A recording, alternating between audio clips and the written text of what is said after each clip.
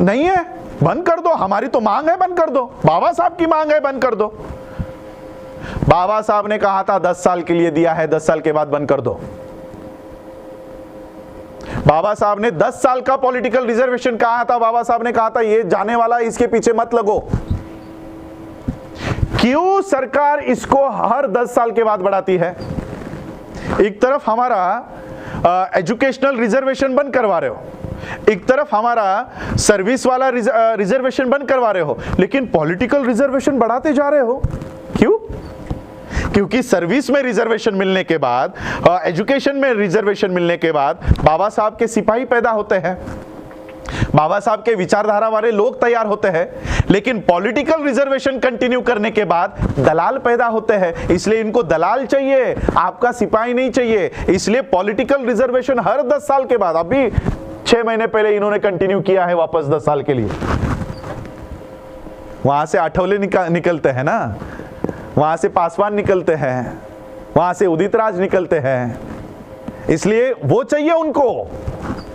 जहां से हमारा आईएएस निकलता है, जहां से हमारा आईपीएस निकलता है, जहां से हमारे जजेस निकलते हैं, वो बंद कर दिया है, वो बंद कर दिया। जहां से दलाल निकलते हैं वो शुरू गए। तो इसका सॉल्यूशन क्या है? बंद कर दो और हमको हमारा सेपरेट इलेक्टोरेट दो। बाबा साहब ने सेपरेट इलेक्टोरेट की मांग की थी।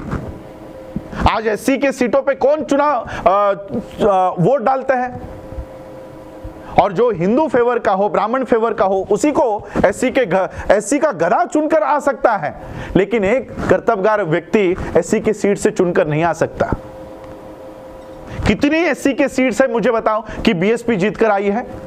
सारे एससी के सीटों पे बीजेपी जीत के आई है। तो कहां है ये? क्या बीजेपी एससी की पार्टी है?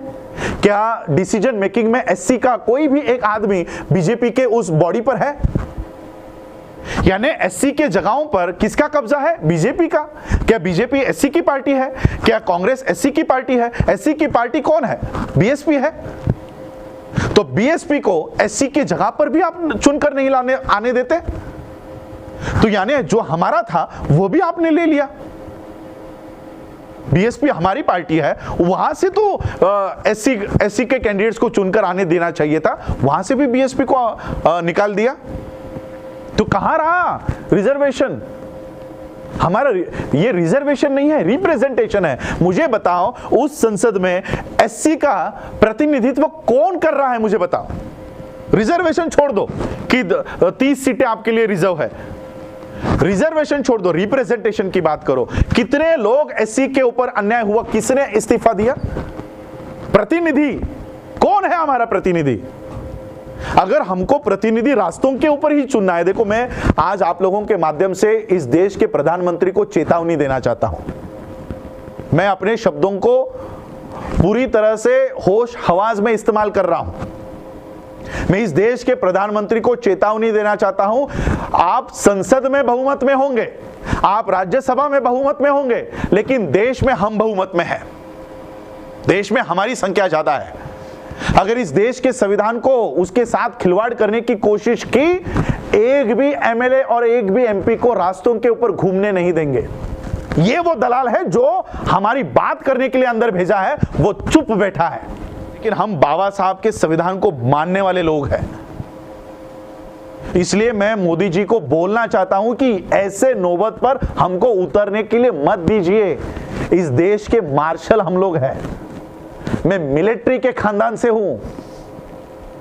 इस देश की सुरक्षा करने के लिए हमारे लोगों ने अपनी जान दे दी है। सोचो संविधान की सुरक्षा के लिए क्या कर सकते हैं।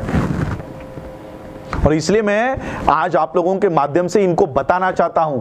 आप अगर ये सोच रहे होंगे कि आज हम लोग मेजॉरिटी में हैं, कुछ भी कर लेंगे, राज्यसभा में कोई भी बिल पास कर लेंगे, रास्तों के ऊपर उतरने नहीं देंगे, संसद के बाहर आने नहीं देंगे, बैठो 365 डेज अंदर ही, बिना पानी के और बिना अन्न के अंदर।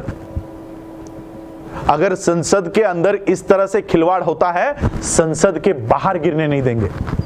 घरों के अंदर होंगे तो घरों के बाहर आने नहीं देंगे, घर के बाहर होंगे घर के अंदर जाने नहीं देंगे। अगर देश का किसान, देश का छात्र, देश का मजदूर, देश का कर्मचारी ये बात अगर समझ ले, अलग अलग आंदोलन करके कोई नहीं होगा, कुछ नहीं होगा। किसानों का आंदोलन सिर्फ किसान लड़ रहे, क्या हो रहा है? क्यों इस देश का कर्मचारी किसानों के आंदोलन में नहीं जा रहा? क्यों देश का छात्र किसानों के आंदोलन में नहीं जा रहा? क्यों देश का किसान छात्रों के साथ खड़ा नहीं हो रहा? जब तक एक दूसरे के साथ खड़े नहीं होंगे, इस तरह का मोदी पैदा होता रहेगा। ये हमारे इनएफिशिएंसी का रिजल्ट है नरेंद्र मोदी। हम लोगों ने विश्वास रख के आंख बंद करके सोचा कि ये लोग कुछ अच्छा करेंगे, इसलिए इनको इनके हाथ में सत्ता दे दी। इस गलत फहमी का नतीजा ये लोग हैं, और इसलिए हम लोगों को एक होकर किसान, छात्र, कर्मचारी, ये अलग अलग नहीं, अब देश के लोग, we the people of India, हम भारत के लोग, इस बैनर के नीचे हमको एक होना होगा। एससी, एसटी, ओबीसी और किसानों को तो मैं पहला बताना चाहता हूं कि किसानों के जितने भी रिप्रेजेंटेटिव आप लोगों ने भेजे हैं, आपको मोदी को सवाल नहीं पूछना है मोदी कौन होता है। हमने उसको नहीं चुना है, हमने मोदी को चुना ही नहीं है। ये तो ईवीएम ने चुना हुआ आदमी है, बैठा हुआ है। हमने जिसको वोट किया है उसने अगर हमारे अधिकार छीने हैं तो ऐसे एससी, एसटी, ओबीसी के सांसद के साथ अभी हमको व्यवहार करना चाहिए। ये एक लाइन संसद में लिखकर हमारे जीवन भर के अधिकार को मिटा रहे हैं। जीवन भर के अधिकारों को, ये अधिकार हमको ऐसे ही नहीं मिले हैं। 4 पीढ़ियां हमारी जाया गई है इस आंदोलन के लिए। आज जो सांस हम लोग ले रहे हैं 2020 में, इसके लिए मेरे पिछले 3 पीढ़ियों ने योगदान दिया है।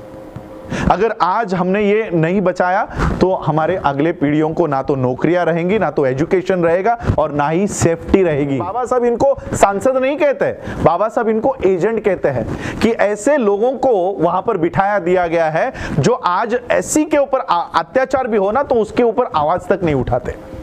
ये सिर्फ पार्टी के इशारों के ऊपर काम करते हैं। मोदी ने वहां से आंखें ऊंची कर दी तो यहां पर ये चुप हो जाते हैं। ये ऐसे लोग अंदर बैठे हुए हैं। आज राज्यसभा में वो पायल नाम की कोई एक्ट्रेस है, उसके ऊपर बलात्कार हुआ है या नहीं हुआ है, उसके लिए राज्यसभा में बैठा हुआ आदमी जो शेड्यूल कास्ट का होने का दावा करता है, वो गवर्नर को मिलने जाता है। वो लड़की जिंदा है।